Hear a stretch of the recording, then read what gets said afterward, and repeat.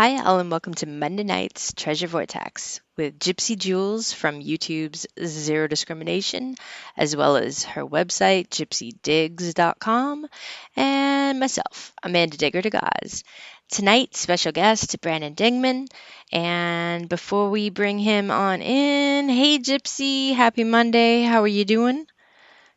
Hey, I'm doing good, doing good.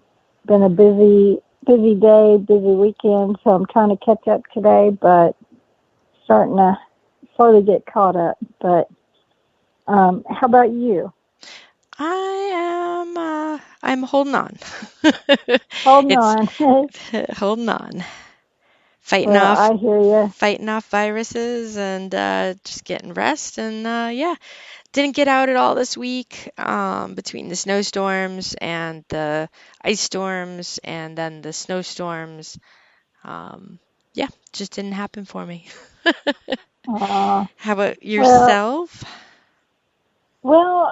this weekend I got to go to the Lone Star Paracon, which, no, it's not a metal detecting event, but it is a paranormal event. And some of you may ask, what are you doing at a paranormal event? Well, I set up a booth there because I have a lot of friends that do a lot of the paranormal investigation stuff, and I'm working on a TV project with a group called Ghost Detectors, and they had a booth there as well. And so I set up a booth with some of my finds and some metal detectors, some pamphlets, books, some catalogs, all of that good stuff. And Miss Penny Hoarder, Shauna in chat, she came with me to help me out, and I don't know what I'd have done without her. So I had some kidney issues going on. Most of you all know that I have one kidney, and so apparently, I don't know, it just wasn't wanting to cooperate, so I was having back pain and a bunch of other stuff going on, so I had to take 100 trips to the doctor while I was there. So luckily, Shauna was there to help man the booth while I was off and running part of the time, and then, I got to chat and see people that I knew that a few of them are into treasure hunting, but main thing what I was getting at is the group there, the Ghost Detector group with the TV thing. What we're doing is they do the paranormal investigation, and I do the more of the historic side of it with the history of the property that they are investigating, along with, of course, looking and finding relics that may pertain to the history or to any of those property owners that they might be able to use that in their investigation, or maybe even use it as a trigger object in their paranormal investigation. So that's what I was doing. So I brought copies of my book, and I sold out, and so that was really exciting. So my first kind of slightly, what do you want to call it, book signing, book tour thing. So that was fun, and met a lot of people that, wanted to get into the hobby. Some people that, have those closeted detectors, as we always meet, at those type of functions. And then also gained hopefully a lot of new permissions. So I had so many people stop and talk and invites. So that's pretty cool to get some permission. Some in state, in Texas, some out of state. So we'll see where those lead. But met a lot of amazing people. There were people there from Skinwalker Ranch. I don't know if any of you watched that show. Yeah, and met some others from some of the other TV shows. So excited about that. It was really fun, and really lots of amazing, really kind people there, and I had a great time. And so on our way back, Shauna Shauna and I stopped. We had seen on our way up there a place along a lake and a river to do some magnet fishing. So we stopped at this boating dock, and all we pretty much found, I think she found this big piece of rebar and I got some nails, and she got some screws and nails and some little metal bracket and stuff like that, and that was pretty much it. So no guns, no knives, no watches, no fishing reels, anything like that. But it was nice to at least get out. It's been nice here in Texas. The weather's starting to warm up, but we're supposed to get some more rain this weekend. So we'll see what happens. So, but real quick before we jump in, I was about to talk about Jimmy Crossbones, Jimmy Tippett. Those of you that don't know, if you would just please send some prayers, some healing vibes to Jimmy Crossbones. He had a diving accident and almost drowned. But luckily, there was someone, from what I gather from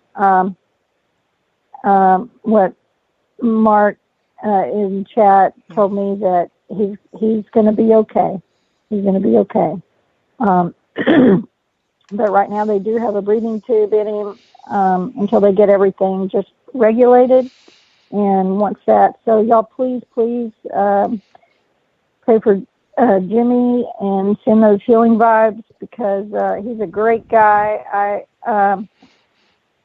I got to metal detect with him when I went to Florida this last time after we finished that Florida hunt. Some of us got to go out, and it was after that big storm, and so I found some silver on the beach. It was a great time, and he's predominantly a beach hunter. And but he found some amazing stuff. So anyway, y'all keep him in your thoughts and prayers, and he's going to be okay. So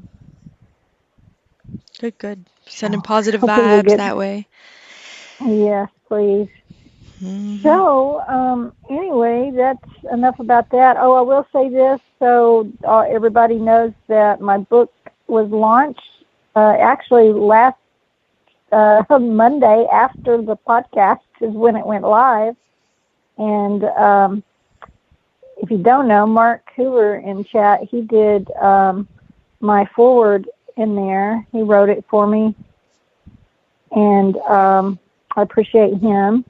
And y'all be sure and go to Amazon, check it out. If you haven't already, just digging it. A beginner's guide to metal detecting. Even if you're not a beginner, there's a few tips in there that you might be able to help you along your journey. I really, really greatly appreciate it. Also, I still don't have my all of my copies in yet, my author copies, but I will be getting them hopefully by the end of the week or next week. But once they come in next week, the plan is next Monday on the podcast. So y'all be sure and join next Monday. We'll be giving away an autographed copy of my book. And then also one other thing, if you haven't already, hop on over to my YouTube channel, Zero Discrimination, and I'm giving away 4 signed copies, so you might be one of those winners. So be sure and drop a comment over on my page under that video of my giveaway, and for your chance to win an autographed copy. So awesome, Josh. Cool. Josh said he got his copy in the mail today. That is fantastic. So anyway, I just want to thank you all for your support. I really, really, really, really, really, really appreciate it. And love y'all. So, all right, without further ado, let's bring in our special guest, Brandon Dingeman. So, welcome, Brandon. Thanks for being here. Welcome. Hello. Thank you both for having me, and congrats on the new book, Gypsy. Oh, I appreciate it. Never would I have thought I'd be writing a book, but here you go. You know, you never know where life's going to take you, right? So Yep. I'm excited.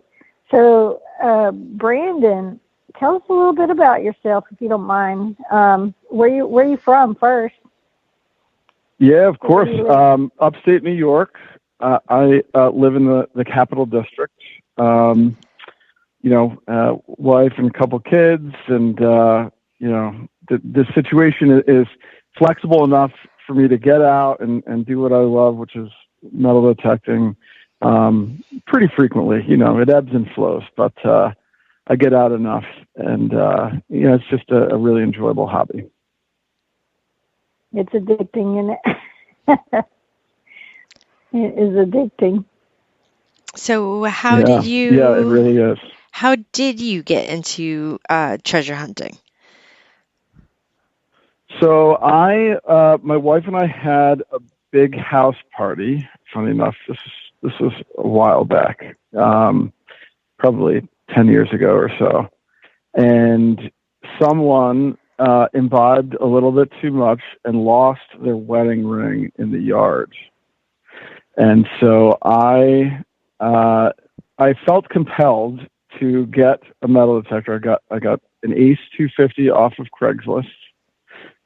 And I went out in search of this ring and found it. Awesome. But months later, I went to a buddy's, one of my best friend's farm property close by, and one of the first holes I dug, this was like my first real kind of detecting outing, I popped out a Connecticut copper and have been hooked ever since. Oh, wow. Connecticut coppers. Yeah. Oh, wow. Pretty wild. And I missed it. Did you say Definitely. you dug that up with the Ace 250? I did. That's great. did. It's awesome. Could you imagine? No, it's Yeah. awesome.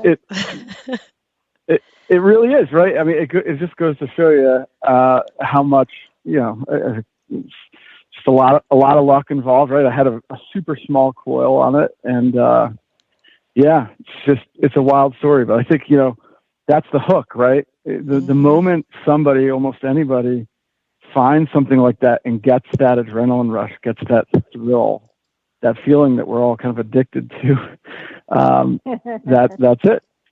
Yep. Right. Seals the deal. It does. Well, did you go on to find any more treasures with that detector? Did it after that one? Nothing really remarkable after that. I'm sure I found a couple buttons at that same site. Did you find a ring they lost? I did. And that was probably my first find, is like either that ring or maybe a 1964 quarter from my front yard at the time. But the one that was memorable was, of course, that Connecticut copper. That is so cool. So you must be in a really old area. Where did you say you lived? Upstate New York, in the Capital District. In New York. So, Okay. the eastern part